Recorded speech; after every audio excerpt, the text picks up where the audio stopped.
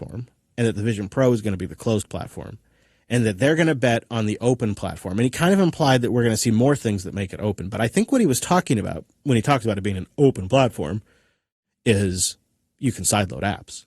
And that has absolutely been a quintessential aspect for a little more tinker, maker, play friendly than the very closed walled garden of our Apple buddies.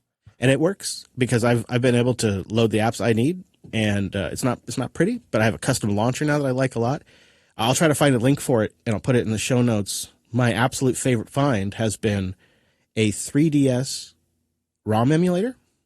The 3DS had a 3D screen on it. So how would you ever replicate that experience on your computer? Right.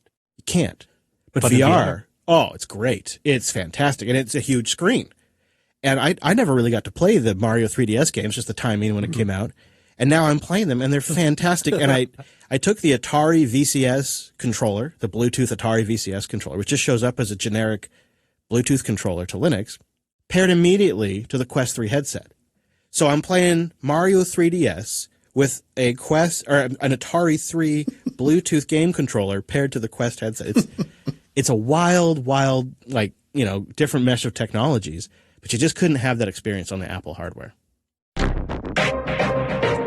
Collide.com/unplugged. Collide ensures that if a device isn't secure, it can't access your apps. And yeah, it works on Linux, Windows, Mac, iOS, and Android, one single dashboard for IT. And it solves a problem that was really the bane of my IT existence. And it's this friction that exists between end users and IT. It's often just low-hanging fruit stuff that just saps IT time and energy, and it gives users a bad experience. And you've probably noticed a reoccurring pattern. A lot of the issues we see today, like ransomware and just software out of date, it all kind of comes from users' devices, not intentionally. You know, maybe they just have something unpatched. Maybe some data's on their system and they ran an app they shouldn't have. Compromised credentials, you know, could just be a phished thing that happened a year ago they don't even know about. It's not an intentional thing, but man, does it happen.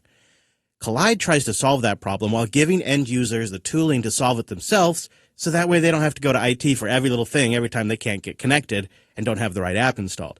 This is where Collide is a brand new solution to this challenge. It's like a cup of cold water in the desert for IT. Collide ensures that only secure devices can access your cloud apps. So say goodbye to problems around phished credentials, because it's checking that and making sure they're not trying to authenticate with something that's known to be phished. They're making sure that your OS is up to date. You've got the things that you need to be in compliance with your policies, and it communicates with them directly to help them solve the issues using your tooling and your language and your communication.